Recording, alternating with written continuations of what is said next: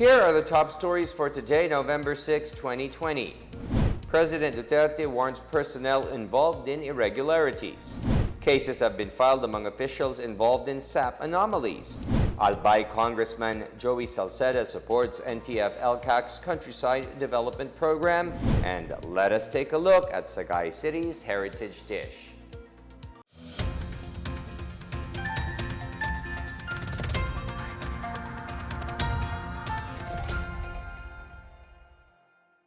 Good day, I'm William Theo. Welcome to the PNA Newsroom. Our top story for today, President Rodrigo Duterte said there are many ghost projects in the Department of Public Works and Highways. He warned that those who are found to be involved in the irregularity will be punished accordingly.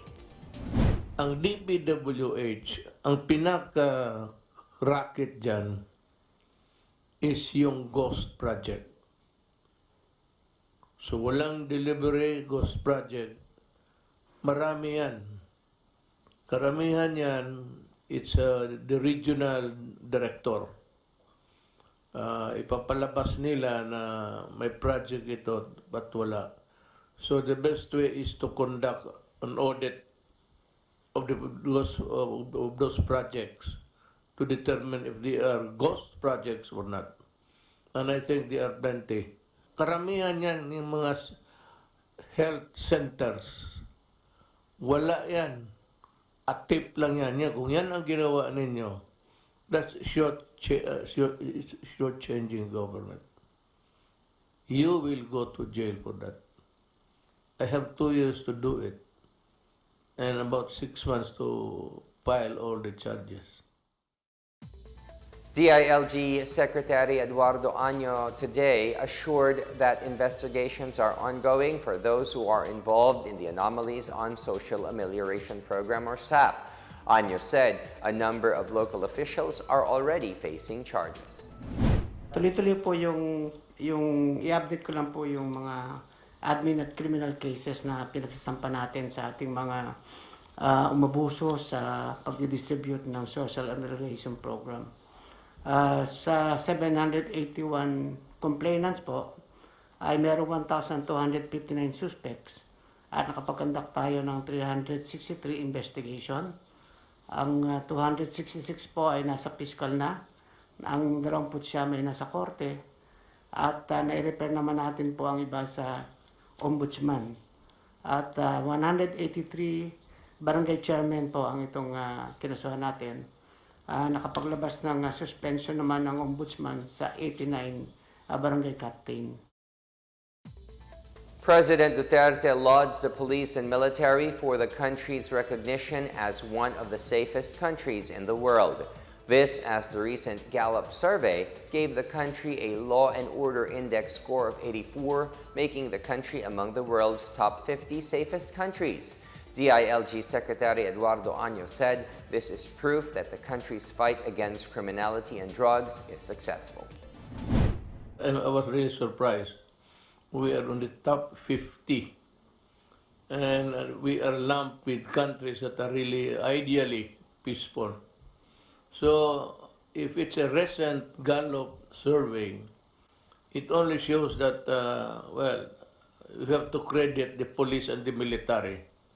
And the other uniformed services of government who have toiled to make this country at least very peaceful. Road clearing operations are ongoing in the province of Catanduanes. More teams are deployed to help in the debris clearing operations in the province. Among these are the quick response teams from the Department of Public Works and Highways, the Armed Forces of the Philippines, the Philippine National Police, and composite teams from Sorsogon. Meanwhile, the Department of Energy deployed and mobilized the Task Force Kapatid to help in the restoration of electricity in Catanduanes. About 500 linemen are deployed in the province. Catanduanes Governor Joseph Cua lauded the quick disaster response efforts and relief operations of the national government in the province. Una, nagpasalamat kami kay Presidente dahil sa kanyang quick response sa bagyong sinapit namin dito sa Bagyong Rolly na super typhoon talaga na masasabing pinakamalakas na nangyari sa Catanduanes sa istorya ng bagyo at malakas pa sa Yolanda. Normally, ang pag after typhoon, nakapansin kami ng national agency o national government after may signal na kami o may network na, no? Kumbaga, nahuhuli kami ng isang linggo at kung saan ang attention ng national government nandun sa Albay at Camarines Sur kung saan pag binagyo kami, may bagyo rin sa kanila pero sa amin ang pinakamalakas. Pero ito nakaraan bagyong Rolly, talagang nagpadala kayo kaagad sa hari ng bisat na kung saan after typhoon kaagad nalaman nyo ang kalagayan namin at at least kaagad nagpadala kayo ng mga ayuda tulad ng mga relief goods at mga nandito yung mga personnel para tulungan kami. Kaya salamat po Presidente at Sec Hari sa inyong quick action. Communities successively hit by typhoons Quinta and Rolly will benefit from the 16.4 billion pesos anti-insurgency fund. Presidential spokesperson Harry Roque clarified there is no need to realign the budget of the National Task Force to end local communist armed conflict. He explained that while anti-insurgency funds will be used to free villages from threats to security and development, it will also assist residents affected by natural calamities. Sa tingin ko po, hindi naman po kinakailangan i-realign. Dahil yung ELCAC na pondo po ay pupunta dun sa area na merong insurgency problem, no? Dahil alam naman natin na kinakailangan magkaroon ng pag-unlad para mawala na yung problema pagdating sa insurgency. At itong mga nasalanta ng bagyo po, they will be beneficiaries of the ELCAC funds. So hindi na po kinakailangan na mag-realign dyan, ipatuloy lang po natin na pondohan yung mga ELCAC program at maraking pondo po ay pupunta po dito sa Bicolandia at Catanduanes kung saan aktibo naman po talaga ang mga insurgents. Albay Congressman Joey Salceda said that the countryside development programs of the National Task Force to End Local Communist Armed Conflict is an acknowledgement that some solutions are not military in nature. Salceda said he supports these programs and he is open to conversations on adjusting them. Salceda explained that spending on programs towards economic development in the countryside is the most effective way to rid armed conflict of breathing space because it feeds on resentment. As the economic toll of Super Typhoon Rolly is estimated to be at least 21 billion pesos, Salceda said some of the countryside development projects under ELCAC can mitigate the damage. Presidential spokesperson Harry Roque earlier explained that it was the mandate of the NTF-ELCAC to promote the development of areas with ongoing insurgencies. The Department of Information and Communications Technology, or DICT, is providing free internet connectivity and charging devices to several typhoon-hit areas. Free internet and charging services are available to Albayanos at the Post Telecom building in Legazpi City. In Pandan, Catanduanes, several free Wi-Fi for all sites remain operational. The DICT says free Wi-Fi is now available in 6,723 sites nationwide and will continue to increase in the next 3 years. The DICT is targeting the rollout of a total of 10,069 live sites until the end of 2020 and 100,000 Wi-Fi access sites by the year of 2023. The Office of Civil Defense, or OCD, assures that all relief goods will be delivered evenly to the most remote areas affected by Super Typhoon Rolly.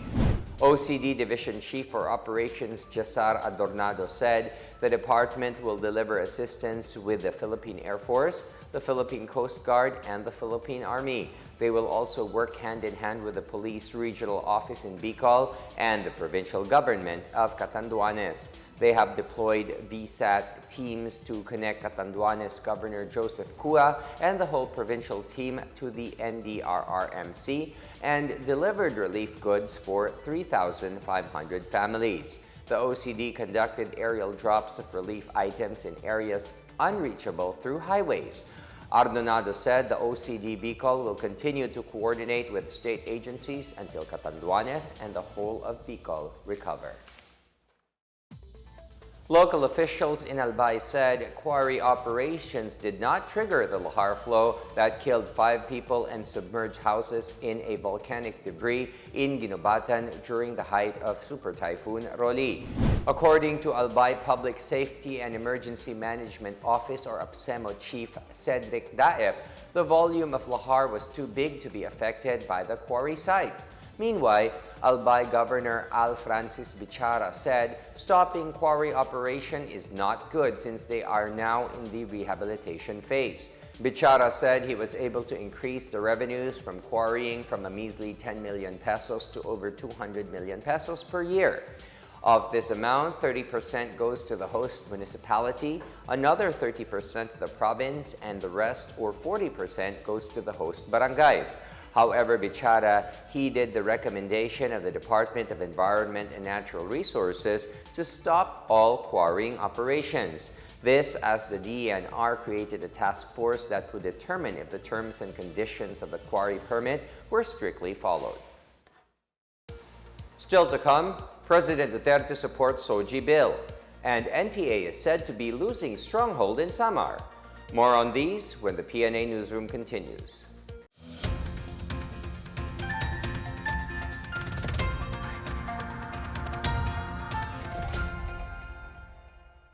Sa matinding laban natin sa Coronavirus Disease 2019, sugpuin din natin ang pagkalat ng fake news. Huwag magbahagi ng impormasyon na hindi tiyak ang pinagmulan. I-check mabuti ang source ng balita. Kumuha lamang ng impormasyon mula sa mga official channel ng Department of Health.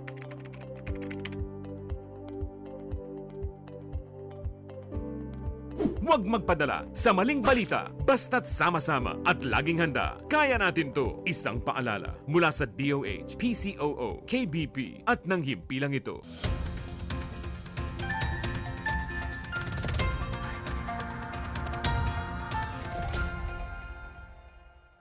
You're still watching the PNA Newsroom. Here are some of the latest news in the province. In Catanduanes, price control is in effect after it was placed under state of calamity due to Super Typhoon Rolly.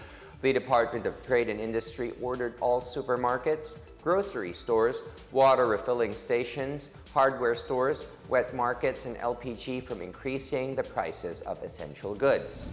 Meanwhile, in Apayao, personnel of the Pudtol Police Station established a food bank in support of the PNP program Kapwa Ko, Sagot Ko. The food bank contains rice, various grocery items such as canned goods, noodles, coffee, and sugar, among others, which will be distributed to the needy in times of natural disasters. And in Lingayen, Pangasinan, farm machineries were distributed to some 24 farmers' associations this morning. Agriculture Secretary William Dar personally handed over the farm machineries. The set of machinery is part of the national government's Rice Competitiveness Enhancement Program Fund. Malacanang maintains that President Rodrigo Duterte supports a proposed law which seeks to ban discrimination on the basis of sex, sexual orientation, gender identity, and expression. Presidential spokesperson Harry Roque said that Duterte is leaving it to lawmakers to finalize provisions in the SOGI bill, which aims to protect the rights of the LGBTQIA+ community. Roque also stressed that despite its support for the SOGI bill, Duterte opposes same-sex marriage, whether it be church or civil. The House unanimously approved its version of the SOGI bill on third and final reading via a 197-0 vote during the 17th Congress, but it failed to progress in the Senate. Malinaw na malinaw po ang paninindigan ng ating presidente. Naniniwala po siya na lahat po ng Pilipino ay pantay-pantay, anuman ang kanilang kasarinlan. No? Pero hinahayaan na po natin sa Kongreso kung ano magiging pinal na bersyon ng SOGI bill. Ang presidente naman po ay nagsabi, no? Pagdating sa yung civil relations na tinatawag, iba po ito sa same-sex marriage. No? Hindi po sang-ayon ng presidente sa same-sex marriage. Whether be church or civil, hindi po siya sang-ayon. Pero sang-ayon po siya na magkaroon ng batas para magkaroon ng batas na iiral dun sa relasyon ng kaparehong kasarinlan, no? Justice Secretary Menardo Guevara says the additional workload as the lead body in the government-wide crackdown on corruption will not affect the DOJ's efficiency. Guevara assured they have enough state councils and state prosecutors to handle extra tasks. They will also add a corps of young lawyers who will be appointed as prosecution attorneys. They can also draw from the legal complement of agencies attached to the DOJ other than the National Bureau of Investigation or NBI. Guevara added that the disposition rate of the National Prosecution Service has remained high. On the other hand, the DOJ can come up with an initial or partial report by the end of the month regarding cases involving the anti-illegal drug campaign. Meanwhile, DOJ spokesperson Emeline Aglipay-Villar said the mega task force on corruption is ready to operate and receive leads for investigation. Complaints may be sent through their hotline number or by email. The new People's Army is losing its stronghold in Samar as shown by the recent surrender of 2 of its fighters. Philippine Army's 87th Infantry Battalion Commander Lieutenant Colonel Reynaldo Balido said many NPA rebels are returning to the fold of the law as they choose to live peacefully. The Army official made the statement days after the voluntary surrender of alias Saddam and Alan, both residents of Upland Lawaan 1 village in Paranas, Samar on November 1. They are identified as members of the NPA's Eastern Visayas Regional Party Committee. Balido said Saddam and Alan left the NPA after they learned that their comrades suspect them of being military informants and are plotting to kill them. He said this shows that the communist terrorists do not trust their ranks anymore. Balido assured the former rebels that the military will do its best to protect them as they reintegrate into society. Internally displaced persons in Marawi City are encouraged to start their own business through the various livelihood assistance being extended to them. Christine Lynn Viajante filed this report. 30 internally displaced persons or IDPs here in Marawi City received tricycle units from the Department of Trade and Industry or DTI. The assistance is in line with DTI's program of giving sustainable livelihood to those adversely affected by the Marawi siege. We are proud to say na kami po ay naka 95% na po kami. Napakaganda po yung performance ng Department of Trade and Industry dito po sa role namin dito sa Task Force Bangon Marawi. Among the recipients is Jun Di Maporo. He said making both ends meet in time of crisis is really hard.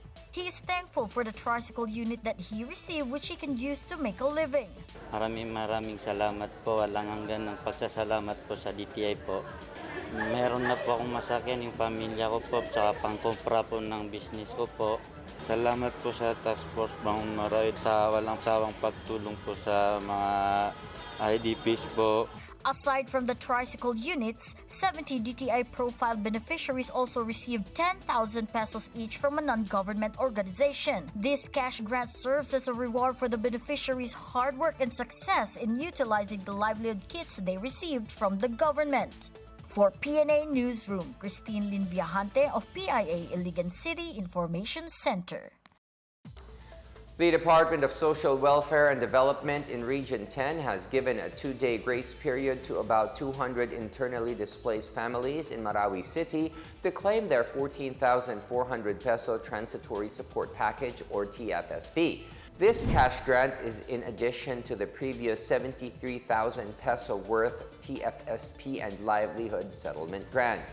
The department distributed the grant starting last year to conflict-affected families residing in the most affected area of the city.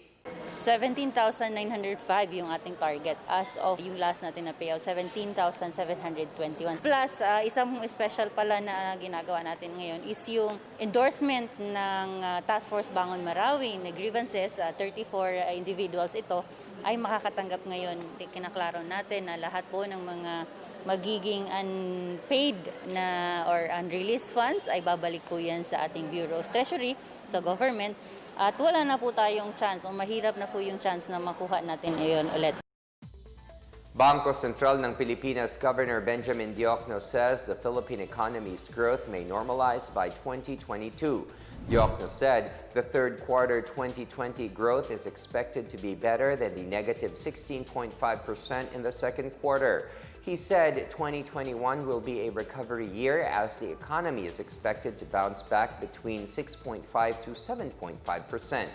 Economic managers forecast a 5.5% contraction for the domestic economy as measured by gross domestic product for this year on account of the pandemic. Pre-pandemic, the domestic economy posted expansions of over 6%. The Interagency Development Budget Coordination Committee last December said the GDP was projected to accelerate at 6.5 to 7.5% from 2020 to 2022.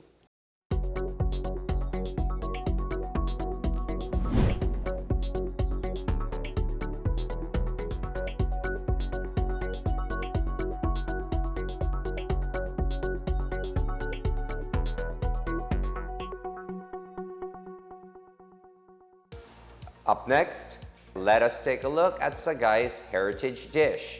The PNA Newsroom returns after these reminders.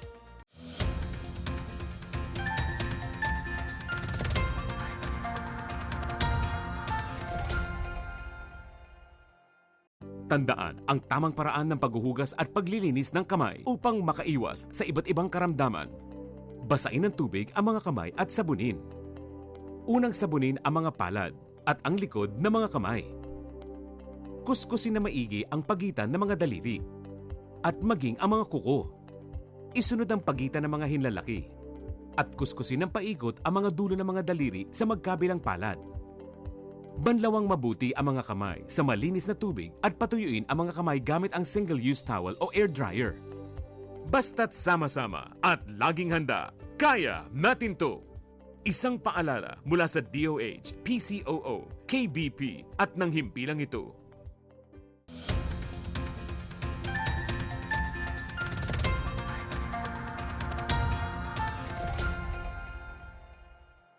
The Armed Forces of the Philippines says it will abide by President Rodrigo Duterte's guidance regarding the Visiting Forces Agreement between the Philippines and the United States of America after its termination was put on hold.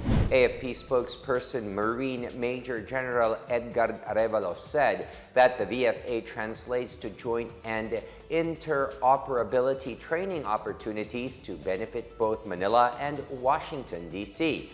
On Wednesday, presidential spokesperson Harry Roque said Duterte may postpone the termination of VFA for another 6 months. Duterte decided to suspend the planned revocation of the military pact with Washington, D.C. last June. The suspension is expected to end next month. In February, Duterte scrapped the VFA over its alleged inequities in its treaty provisions and Washington, D.C.'s alleged assault on Manila's sovereignty and disrespect for its judicial system. In sports, Filipino athletes are mourning the passing of Josie Vigilias, president of the Philippine Skating Union. Vigilias died on Monday at the age of 74 after a 3-year battle with cancer. Karate Pilipinas president and Vigilias' son Richard Lim said she had always been enthusiastic in sports.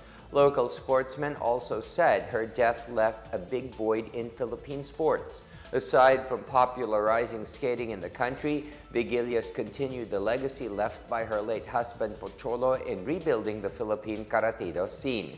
She witnessed the rise of the first Filipino Winter Olympian Michael Martinez while seeing the likes of Junat Tsukii and Jamie Lim also succeeding as 2 of the Philippines' top karatekas. The city government of San Fernando, Pampanga has rolled out economic recovery assistance to lantern makers who were affected by the COVID-19 pandemic. Mayor Edwin Santiago led on Wednesday the Lantern Industry Rehabilitation and Support Program awarding ceremony for some 30 lantern makers in the city. Each registered and legitimate lantern maker was given 20,000 pesos worth of assistance, including cash and lantern making materials. Santiago cited the need to boost the economy and culture of San Fernando City's lantern industry due to the importance of its craft and culture. The mayor also assured the staging of the much-awaited Giant Lantern Festival under the new normal setup. San Fernando lantern makers are known for their creativity and craftsmanship that have made the city known as the Christmas capital of the Philippines. A heritage dish of Sagay City, Negros Occidental has been declared the grand winner in the nationwide Pinasarap competition. The winning entry, called Ginataan nga Ugbos sang Balinghoy na may banag, is made with locally harvested ingredients from the village of Colonia Divina. The dish has banag, or freshwater snail, cooked in coconut milk and pounded young leaves of cassava with lemongrass, string beans, ginger, onion, and garlic. The Jardinera of Lucban, Quezon was the first runner-up, while San Pablo City, Laguna was the second runner-up for Ginatang Hipon, Palakpakin at Pinayte. The winning entries were announced in the 21st National Convention of the Association of Tourism Officers of the Philippines. Mayor Alfredo Marañon said that showcasing Sagaynon food is part of the city's efforts to discover its heritage and history.